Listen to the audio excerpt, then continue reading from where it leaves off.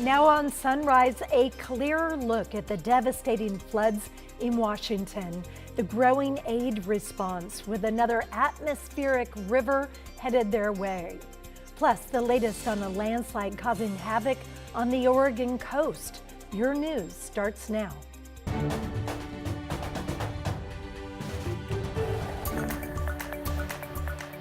Good morning, and thanks for getting up with us as we kick off your Sunday. It is 6 o'clock. I'm Libby Dowsett alongside Chris McGinnis today. And we are talking about some more rain in the forecast. Rain returns today. Light rain. Light rain. And then more significant rain, impactful rain, we think, Monday, Tuesday, Wednesday. The week ahead is going to be quite wet. So it's just I want to set the table with that. But this morning, as we look live over downtown Portland from our Wells Fargo sky camera, you can see a little bit of low cloudiness kind of hanging over the city. It's 43 last check at PDX. There's a light east breeze. There's also some patchy fog out there, especially as you head farther south in the Willamette Valley, south of Salem. This is the live look right now from our state capitol. It's 41. The air nearly saturated. So Corvallis, Eugene, again, with some fog this morning. 44, last check in Hillsborough, Sherwood, waking up to 42. And across the region, nobody terribly cold until you get, and even 19 by Bern standards is not terribly cold, but that is the coldest part of the state right now. Baker City waking up to 29. Meanwhile, the Oregon coast is generally in the low 50s. All right, rain returns today. In fact, it is already raining right now in Kelso and Longview and portions of Columbia County, western Washington County, getting up into the Coast Range, Tillamook up towards Astoria and the Long Beach Peninsula. And that first batch of rain is pressing eastward. So expect the rain to be on the uptick here across the metro area. And I don't, sorry for that. That should say rain, not chance of rain, but rain between now and 9 o'clock with temperatures in the upper 40s. And then on and off light rain in the forecast. The wind doesn't look to be all that strong today, but we will have periods of light rain to the tune of about a tenth, maybe 0.15 of an inch of rain today. And then, Libby, more significant rain in the forecast and some wind a couple of days next week. We'll take a closer look at that coming up in just a few minutes. Thank you, Chris. We are tracking breaking news around the world this morning. First, police in Rhode Island have a person of interest in custody for last night's shooting at Brown University. 2 people have died and at least 9 others were hurt. Investigators detained a man just a few hours ago and say they're not looking for anyone else. Witnesses told detectives that the shooter had a unique characteristic on their firearm. Police say the man in custody had a similar gun on him when they found him. On the other side of the world, at least 11 victims are dead following a terrorist attack in Australia. Authorities say several gunmen opened fire targeting the Jewish community during a celebration for the first night of Hanukkah. This happened on Bondi Beach, a popular tourist spot outside of Sydney on the southeastern coast of Australia. At least 29 people were injured in the attack. Authorities believe one of the attackers was also killed as there was a gun battle between police and the attackers. This is the deadliest shooting in Australia since 1996.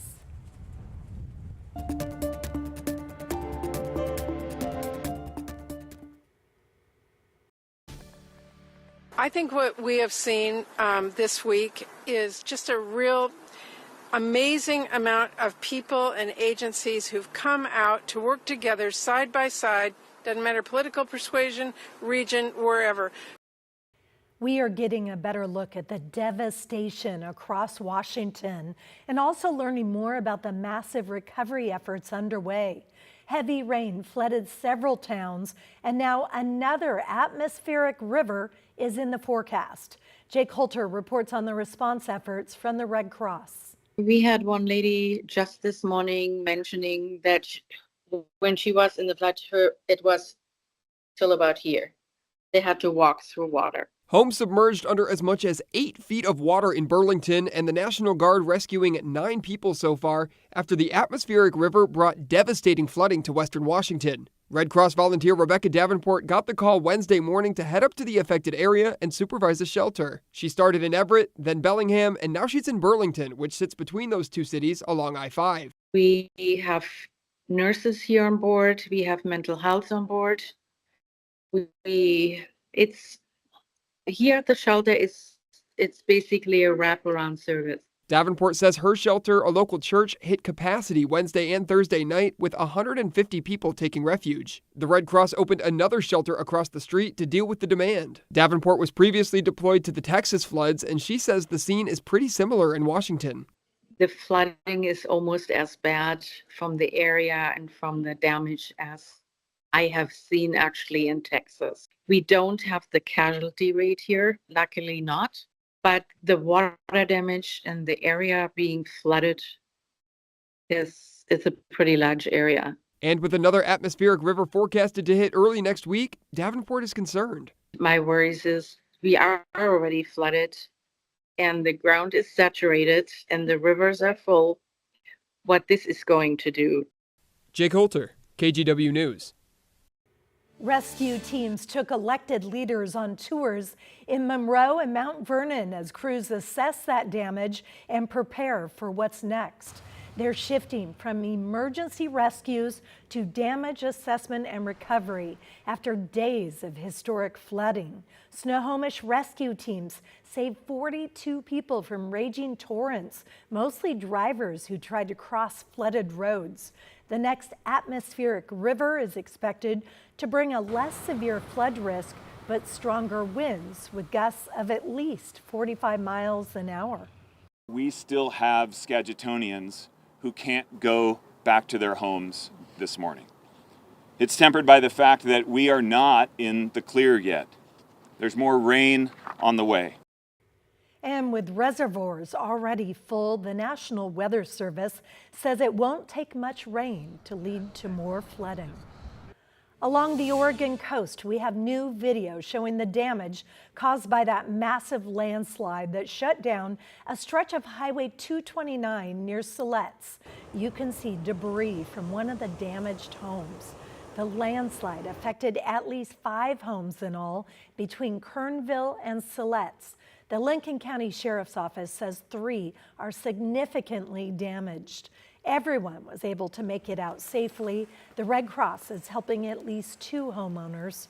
The slide started on property owned by the lumber company Weyerhaeuser and moved all the way down to the Siletz River. ODOT does not have a timeline on when that landslide will be cleared. Take a look at this mess along Highway 26 last night after a crash involving multiple cars. It caused one vehicle to roll over and end up on top of another. This was the westbound lanes, or these were, near the Oregon Zoo exit. Fortunately, everyone was able to get away from the crash safely without any injuries. Here in Portland, there's a new city administrator. This week, the city council unanimously approved Raymond Lee for the position. He'll be in charge of managing the city's $8.6 billion budget. John Adams got a chance to talk with him about the job. In a year that started with the city of Portland rolling out a new governing structure, 2025 ends with the city hiring a key piece to the puzzle. Raymond Lee is taking over as city administrator, a position he hopes will serve as a conduit between the new 12-person city council and the mayor's office. That's part of the role, and is to be able to be that bridge maker and builder between the legislative and the executive arm of this organization. Portland Mayor Keith Wilson calls that bridge building crucial as the new governmental structure develops. One of the weaknesses that we really need to work on here, improve the line of communication, bring that partnership, make it strong, increase the trust in the organization overall. Wilson introduced Lee at a press conference Wednesday afternoon. The 41-year-old most recently served as city administrator in Greeley, Colorado, a city of just over 100,000, and also spent a number of years working in city government in Dallas, Texas. Lee hopes to continue the mayor's vision of reducing homelessness in the Rose City by finding shelter for everyone in the community. The mayor has done a great job already in getting the beds and getting people off the street. That is key. We have to get people off the street and we have to get them services. Lee's tenure will begin as the city faces a budget shortfall. The past year has been marked by service cuts as COVID-era funds dry up and property tax revenue decreases. Some tough decisions are going to have to be made as we go through this budget year and probably some future budgets as we look at the structural component of how we provide services as a community. Lee's first day on the job will be December 29th. His starting salary, $370,000. In downtown Portland, John Adams, KGW News.